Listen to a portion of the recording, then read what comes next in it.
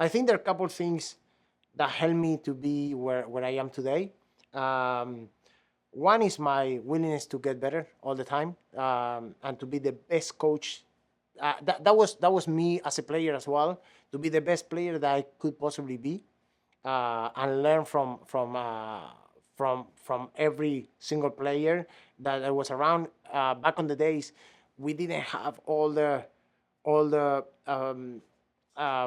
software and all the resources that we have right now. So it was like you needed to talk with the players, you needed to talk with coaches, you needed to buy, hey, let's go breakfast with somebody, or let's go lunch with somebody, and you ask the coaches thousand question, and you that's one way. That was all the time as a player. Now as a coach, I'm the same way.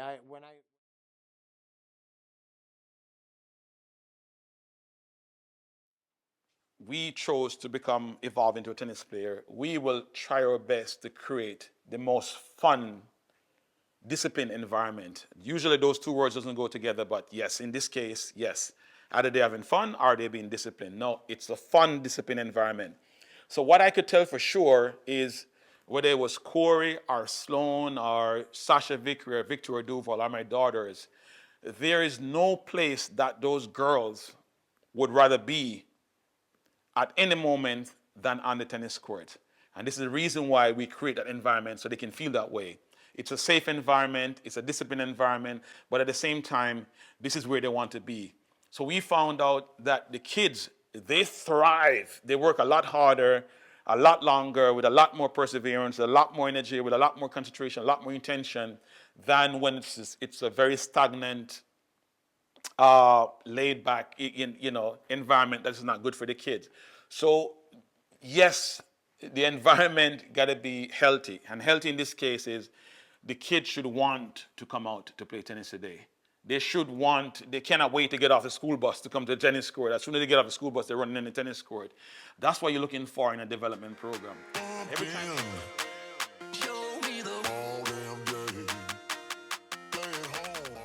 When it comes to teaching belief overall to players, when they've come off and they've lost matches, I kind of, unless they've been blown away and have absolutely no chance to win it, and they're not stupid and they know that, you've got to paint a scenario of how they could have won. That's the big thing. I mean, if they come off and the coach just goes, yeah, well, I mean, you're just not very, you're not very good, or you have no chance to beat that person, well, then that's what's going to happen. So I think you have like 5 minutes when they've come off to try to convince them that had they done a few things differently, they could win. Win or lose. Always, when a player comes off the court, I always ask them to speak first, especially now. Well, I was a little bit more volatile when I was younger, and I would just maybe fly off the handle and give them my opinions, and that was generally wrong. Now I let them speak first, and when they're done speaking, I'll always point out the positives, and at the back end, I'll point out the things that weren't that good. And once again, then it's a feel good, and you get back on the horse the next day.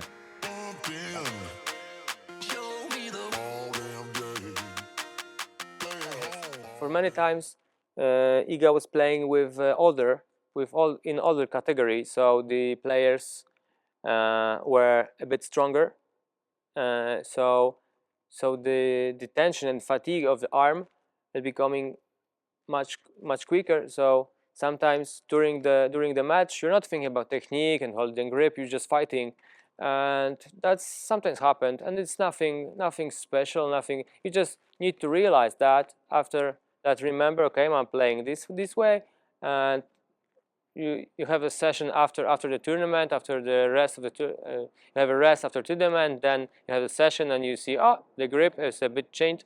That's okay, just change it again and do 1 or 2 drills, and no problem. Just, or even you can sometimes switch, change it during the small court playing.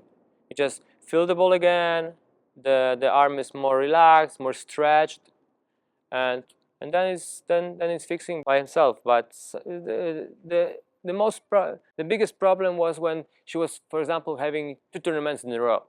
Then I was not seeing her for 2 weeks, and that was the problem. If it happened in the first tournament and she started to play the second tournament, then it could be dangerous with some injury or just not playing as good as she can.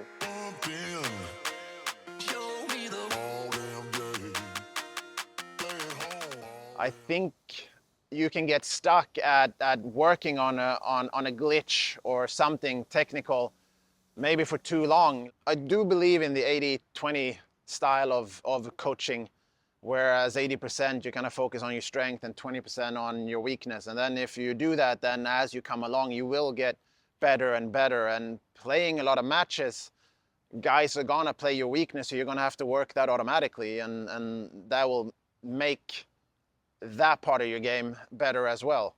There's so many different techniques on tour, so as a junior player, I wouldn't really stop someone from playing. It's, for me, the ball doesn't really know what you do behind it. It's what happens at impact and then follow through. So if it looks weird when you with your take back and something like that, it doesn't really matter that much to me if the result is actually good. So getting hung up on technique is maybe a tough road to go down. It's more, the result matters more.